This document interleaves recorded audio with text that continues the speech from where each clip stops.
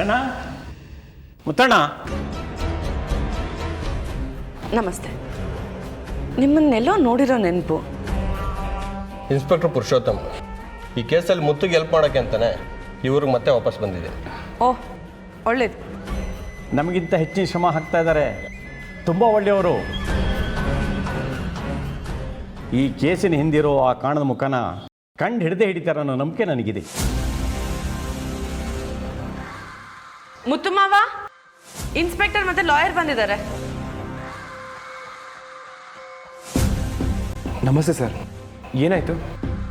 ಪ್ರಭು ಕೆಲಸ ಮಾಡ್ತಾ ಇದ್ದ ಜಾಗ ಮತ್ತು ಅವ್ರ ಮನೆ ಹತ್ರ ಎಲ್ಲ ಹುಡುಕ್ತು. ನನ್ನ ಪ್ರಕಾರ ಅವ್ನು ಊರಲ್ಲಿ ಇಲ್ಲ ಅಂತ ಅನ್ಕೋತೀನಿ. ಫೋನ್ ಮಾಡಿದ್ರೆ ಸ್ವಿಚ್ ಆಫ್ ಮಾಡ್ಕೊಂಡಿದ್ದಾನೆ.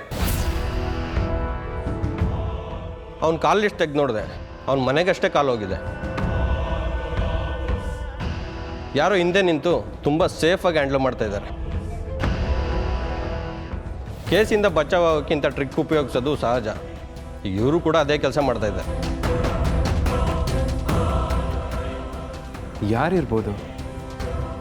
ನಾವು ಅಶೋಕನೇ ಅಂದ್ಕೊಂಡ್ರೆ ಅವನು ಅಷ್ಟೊಂದು ಬುದ್ಧಿವಂತ ಆಗೋದಕ್ಕೆ ಸಾಧ್ಯನೇ ಇಲ್ಲ.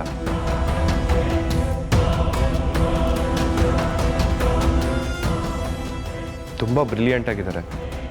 ಒಟ್ಟಿನಲ್ಲಿ ಅವ್ರು ಎಲ್ಲಿದ್ದಾರೆ ಅಂತ ನಾವು ಕಂಡುಹಿಡಿಯಲೇಬೇಕು. ಈಗ ನಮ್ಗೆ ಉಳಿದಿರೋ ದಾರಿ ಒಂದೇ. ಪ್ರಭು ಎಲ್ಲಿದ್ದರೂ ಕೋರ್ಟಿಗೆ ಬರಲೇಬೇಕು. ಆಗ ನಾವು ಕ್ರಾಸ್ ಕ್ವಶನ್ ಮಾಡಿದ್ರೆ ಅವನು ಸಿಕ್ಕಾಕ್ಬೋತಾನೆ. ನೀವೇನು ಯೋಚನೆ ಮಾಡಿ ಮುತ್ತಣ್ಣ, ಈ ಸಾರಿ ಬೆಳ್ಳಿನ ಬಿಡಿಸೋ ಜವಾಬ್ದಾರಿ ನಂದು. ನಾವಿನ್ನು ಬರ್ತೀವಿ.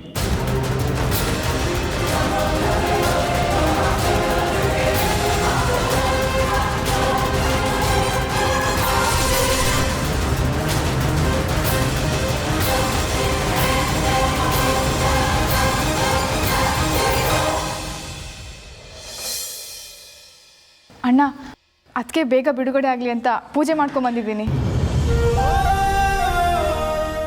ಒಳ್ಳೆ ಮನಸ್ಸಿಂದ ಕೇಳ್ಕೊಂಡ್ರೆ ಆ ದೇವ್ರು ಯಾವತ್ತೂ ಇಲ್ಲ ಅಂತ ಹೇಳಲ್ಲ. ಬೆಳ್ಳಿನ ಅವತ್ತು ಖಂಡಿತ ಬಿಡುಗಡೆ ಮಾಡಿಸ್ಕೊಂಡು ಬಂದೇ ಬರ್ತೀನಿ. ಅಣ್ಣ, ನೀವೇನು ಅಂದ್ಕೊಳ್ಳಲ್ಲ ಅಂದರೆ ನಾನು ಕೋರ್ಟಿಗೆ ಬರಲಾ?